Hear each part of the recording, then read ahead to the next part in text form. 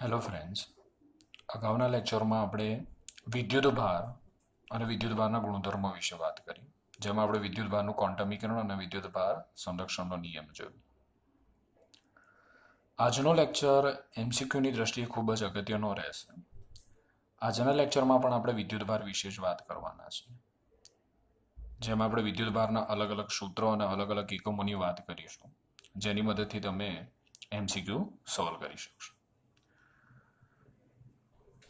તો વિદ્યુતભારનું પ્રથમ સૂત્ર આપણે જોઈએ તો Q is equal two I cross T,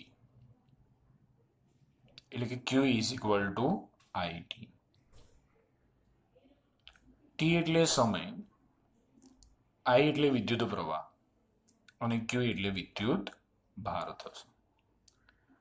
સમયનો એકમ આપણને ખબર છે, સેકન્ડ. વિદ્યુત પ્રવાહનો એકમ એમ્પિયર અને વિદ્યુત ભારનો એકમ થશે કુલમ. આ સૂત્રના આધારે જો વિદ્યુત ભારની વ્યાખ્યા આપી હોય તો કઈ રીતે આપી શકાય? તો વાહકના કોઈ આડછેદમાંથી વાહક તાર લેવામાં આવે. આ વાહક તારના કોઈ આડછેદમાંથી જો 1 સેકન્ડમાં 1 એમ્પિયર વિદ્યુત પ્રવાહ પસાર થતો હોય, 1 સેકન્ડમાં 1 એમ્પિયર વિદ્યુત પ્રવાહ પસાર થતો હોય, તો પસાર થતો વિદ્યુત ભારનો જથ્થો 1 કુલમ છે તેમ કહેવાય. ફરીથી મિત્રો એક વાત સાંભળજો. જો વાહક તારના કોઈ આડછેદમાંથી આડછેદને લંબરૂપે 1 સેકન્ડમાં પસાર થતો વિદ્યુત પ્રવાહ 1 એમ્પિયર હોય, તો પસાર થતો વિદ્યુત ભારનો જથ્થો 1 કુલમ છે તેમ કહેવાય. તો Q is equal two IT સમીકરણનો ઉપયોગ આપણે જો એમસીક્યુ ના સ્વરૂપમાં કરવો હોય તો કઈ રીતે કરી શકાય? તો એક એમસીક્યુ જોઈએ આપણે. ધારો કે કોઈ વાહક તારમાંથી 1 સેકન્ડમાં 5 એમ્પિયર વિદ્યુત પ્રવાહ પસાર થતો હોય, તો 1 સેકન્ડમાં પસાર થતો વિદ્યુત ભારનો જથ્થો ખાલી જગ્યા કુલમ થાય. તો આપણને અહીંયા પ્રવાહ આપેલો છે 5 એમ્પિયર, જેને આપણે દર્શાવીશું I is equal two 5 ampere. સમય આપણને આપેલો છે T is equal two 1 second. તો કયા સમીકરણનો ઉપયોગ કરીશું આપણે? Q is equal two IT. I આપણને આપેલા છે 5 એમ્પિયર, T આપેલા છે આપણને 1 સેકન્ડ, એટલે Q આપણને મળશે 5 એમ્પિયર ઇન્ટુ સેકન્ડ, અને એમ્પિયર ઇન્ટુ સેકન્ડ એટલે થશે કુલમ. એટલે Q બરાબર આપણે લખી શકીએ 5 કુલમ. તો જો કોઈ વાહક તારમાંથી 1 સેકન્ડમાં 5 એમ્પિયર વિદ્યુત પ્રવાહ પસાર થતો હોય, તો પસાર થતો વિદ્યુત ભારનો જથ્થો 5 કુલમ છે તેમ કહેવાય. આ સમીકરણનો ઉપયોગ કરી Q is equal two IT સમીકરણનો ઉપયોગ કરી તમે બીજા તમારી રીતે એમસીક્યુ બનાવી શકો છો. બીજા સૂત્ર તરફ જઈએ. બીજું સૂત્ર છે Q is equal to integration T1 to T2 IDT. આમાં સૂત્ર કઈ રીતે આવ્યું છે ધ્યાન આપો. તો વિદ્યુત પ્રવાહનું સમીકરણ I is equal to dq by dt, જે આપણે ચેપ્ટર નંબર 3 ની અંદર ભણીશું. I is equal to dq by dt. dq ને કરતા બનાવવામાં આવે તો dq is equal to IDT થશે. બંને બાજુ સંકલન લઈએ, બંને બાજુ સંકલન લઈએ તો integration dq is equal to integration IDT. હવે dq નું સંકલન થશે Q. આ બાજુ આપણે એમને એમ જ રાખીએ ઇન્ટિગ્રેશન IDT. જેવી રીતે dx નું સંકલન x થાય ડીવાયનું સંકલન વાય થાય ને ડીઝેડનું સંકલન ઝેડ થાય. તેવી જ રીતે અહીંયા ડીકેનું સંકલન ક્યુ થશે. જમણી બાજુ આપણે એમને એમ જ રાખીએ તો Q is equal to integration I D T થશે. તો બીજું સૂત્ર Q is equal to integration T1 to T2 I D T. આ સમીકરણનો ઉપયોગ ક્યારે આપણે કરીશું? જ્યારે તમને એવું કીધું હોય કે વાહક તારમાંથી t બરાબર 0 થી t બરાબર 1 સેકન્ડમાં પસાર થતો વિદ્યુતભારનો જથ્થો શોધો. t બરાબર 1 સેકન્ડથી t બરાબર 2 સેકન્ડમાં વાહકમાંથી પસાર થતો વિદ્યુતભારનો જથ્થો શોધો.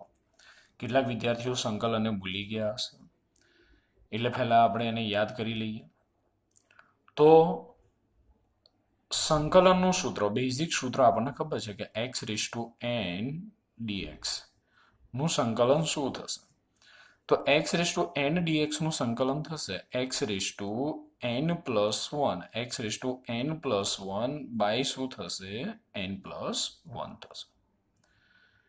એવી રીતે સંકલનની અંદર માત્ર dx હોય, સંકલનની અંદર માત્ર dx હોય તો integration dx is equal two આપણે લખી શકીએ x. તેવી જ રીતે ઇન્ટિગ્રેશન dt હોય તો શું થશે? t થશે. પણ જો t ઇન્ટુ dt હોય તો શું થશે? તો આપણે આ સમીકરણનો ઉપયોગ કરીએ x⁴n dx is equal to x⁴n+1 by n+1 એટલે ઘાતમાં 1 નો વધારો થયો અને એ વધારો આપણે છેદમાં લખ્યો. તો t ની ઉપર 1 ઘાત છે એટલે t⁴1+1 ડિવાઈડ બાય 1+1 એટલે થશે t²/2 થશે. તેવી જ રીતે 1 ઇન્ટુ ડીટી હોય, 1 ઇન્ટુ ડીટી હોય તો 1 તો અચળ સંખ્યા છે, બહાર આવી જશે. 1 અચળ સંખ્યા સંકલનની બહાર આવી જશે તો સંકલનમાં રહ્યું માત્ર ડીટી રહ્યું. તો 1 અને ડીટી નું સંકલન શું થશે? t મલ્ટીપ્લાય બાય 1 એટલે શું થશે? t થશે. t મલ્ટીપ્લાય બાય 1 એટલે થશે t. તો મિત્રો ધ્યાન રાખજો આટલા સૂત્રો. સંકલન x⁴n dx is equal to x⁴n+1 by n+1, સંકલનની અંદર dx is equal to x, સંકલનની અંદર dt is equal to t. સંકલનની અંદર t ઇન્ટુ dt હોય તો એનું સંકલન થશે t²/2 થશે. તેવી જ રીતે 1 dt હોય તો એનું સંકલન થશે t થશે. બીજું એક ઉદાહરણ પણ આપણે સમજીએ કે ધારો કે 2 ઇન્ટુ dt છે તો કહો તો આનું સંકલન શું થશે? 2t થશે. તો આના પર આધારિત આપણે એક MCQ જોઈએ. એક તારમાંથી વહેતો વિદ્યુત પ્રવાહ I is equal two 2t+1 સમીકરણ મુજબ બદલાય છે. I is equal two 2t+1 સમીકરણ અનુસાર બદલાય છે. તો તારના કોઈ આડછેદમાંથી પ્રથમ 10 સેકન્ડમાં પસાર થતો વિદ્યુત ભાર શોધો. પ્રથમ 10 સેકન્ડમાં પસાર થતો વિદ્યુત ભાર. પ્રથમ 10 સેકન્ડ આનો અર્થ આવો થાય કે તમને કીધું છે અહીંયા કે t બરાબર 0 થી t બરાબર 10 સેકન્ડમાં પસાર થતો વિદ્યુત ભાર શોધો. t બરાબર 0 થી t બરાબર 10 સેકન્ડમાં પસાર થતો વિદ્યુત ભાર. તો કયા સૂત્રનો ઉપયોગ કરીશું? તો q is equal to integration t1 to t2 i dt. i ની કિંમત મૂકી દઈએ integration t1 to t2 i આપણને આપેલા છે 2t+1 ઇન્ટુ dt થશે. હવે 2t 2 અચળ છે, t નું સંકલન અહીંયા આપણને ખબર છે t ઇન્ટુ dt શું થશે? t²/2 થશે. ચલો 2t નું સંકલન લખીએ તો 2 એમના એમ, t ઇન્ટુ dt એનું સંકલન શું થશે? t²/2 થશે. પ્લસ 1 ઇન્ટુ dt તો 1 ઇન્ટુ dt એનું સંકલન મેં અહીંયા બતાવેલું છે, કેટલું થશે? ટી થશે. સંકલન કર્યા બાદ આપણે સંકલનની નિશાની મૂકતા નથી. તો T1 કેટલા? 0. T2 કેટલા? 10. 2 કટ કરી નાખીએ. હવે આપણી જોડે શું રહ્યું? T² plus T 0 to 10.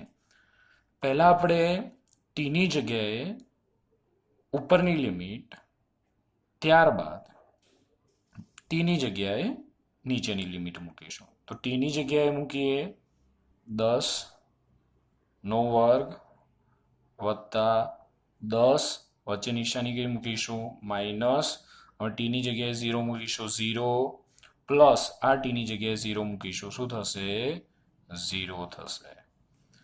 તો 10 નો વર્ગ 100 વત્તા 10 એટલે ક્યુ બરાબર કેટલા મળશે? 110 coulomb.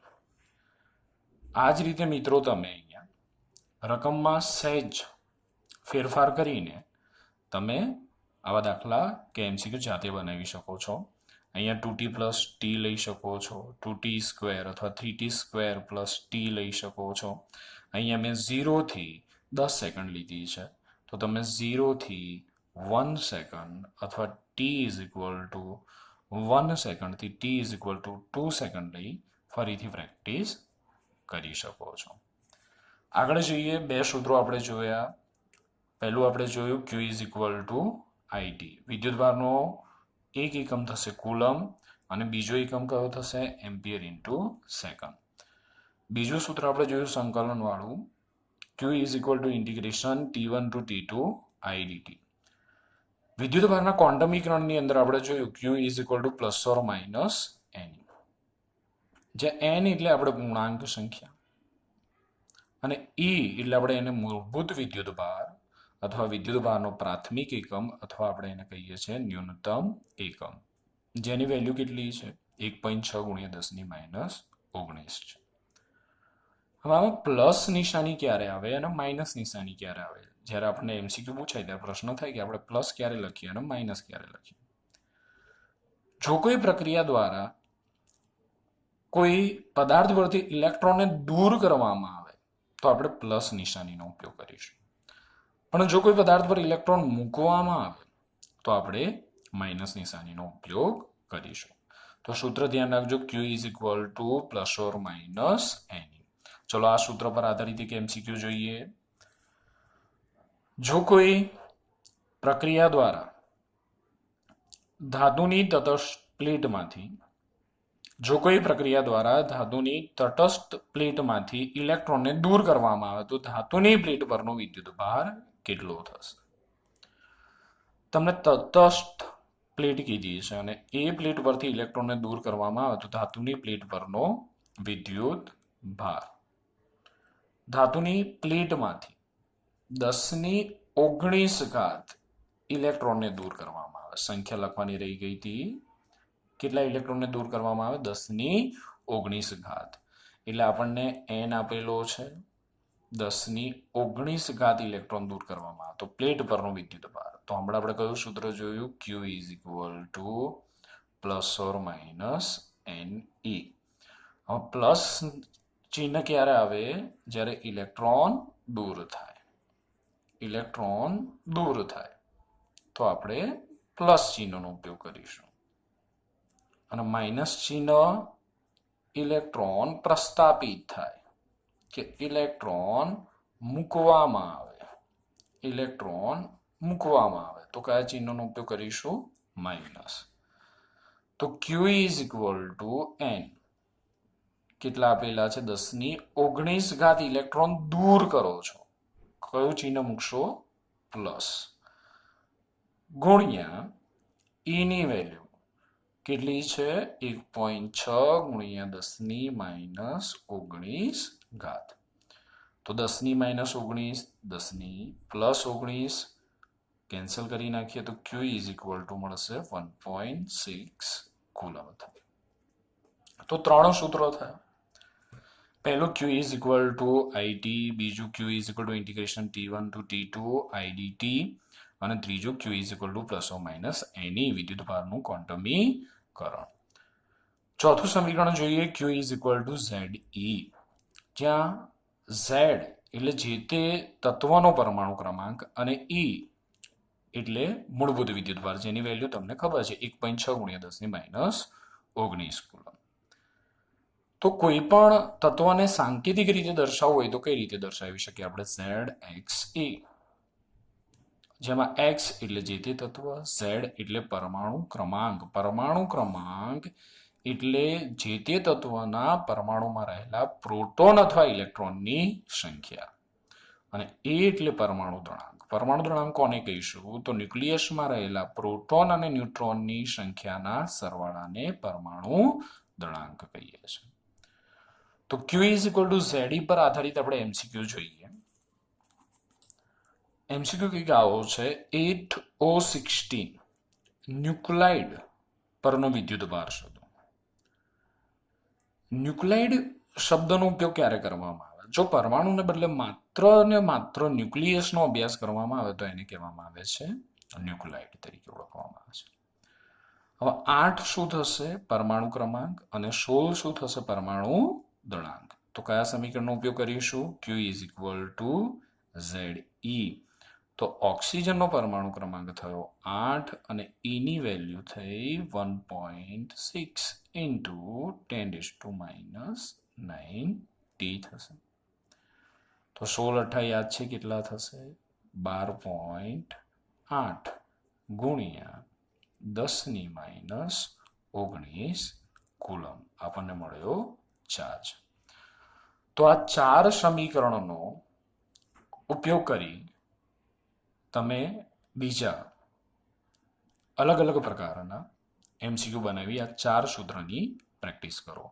First, Q is equal two IT, Q is equal to integration IDT, Q is equal two plus or minus NE, Q is equal two ZE. રકમ બનાવતા ના આવડે તો મેં તમને જે નમૂના રૂપે અહીંયા MCQ મૂકેલા છે એમાં માઇનોર ફેરફાર કરો અને ફરીથી MCQ ની પ્રેક્ટિસ કરો.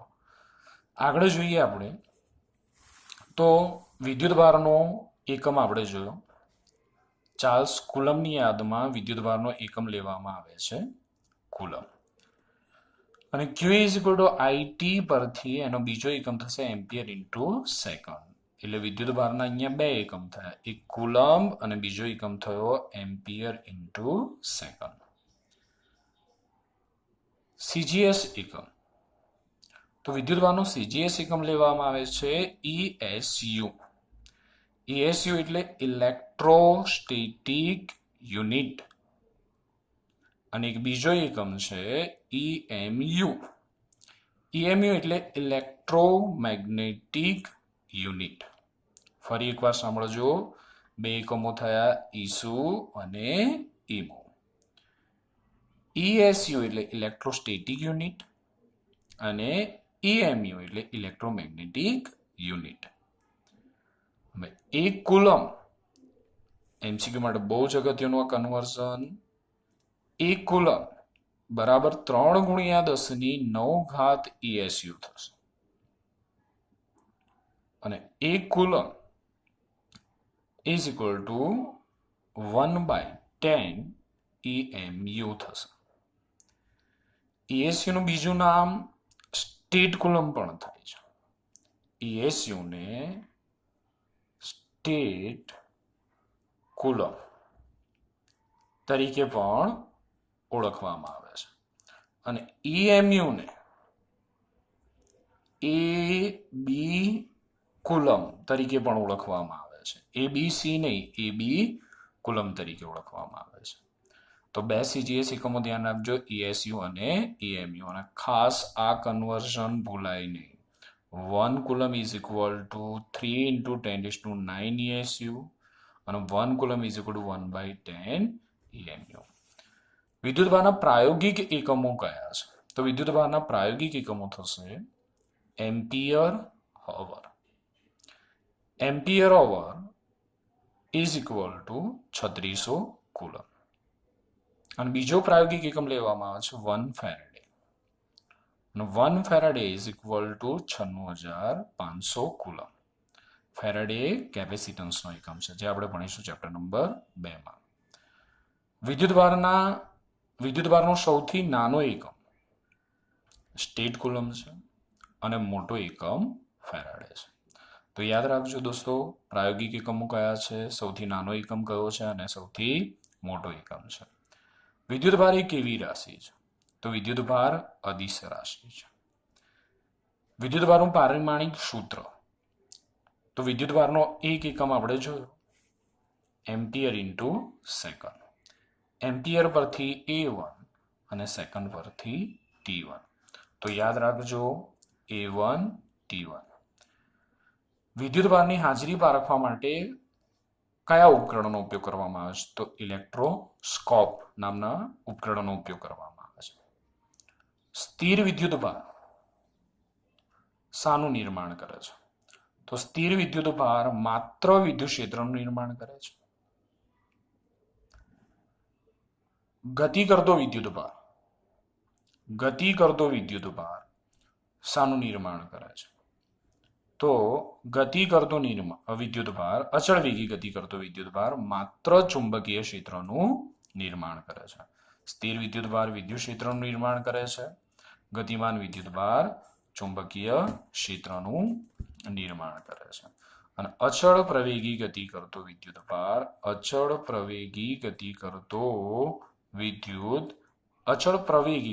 વિદ્યુતભાર શેનું નિર્માણ કરે છે? તો વિદ્યુત ક્ષેત્રની સાથે સાથે બદલાતા જતા ચુંબકીય ક્ષેત્રનું નિર્માણ કરે છે. તો આજના લેક્ચરની અંદર જે સૂત્ર અને જે એકમોની માહિતી તમને આપેલી છે, ધ્યાનથી જોઈ અને તૈયાર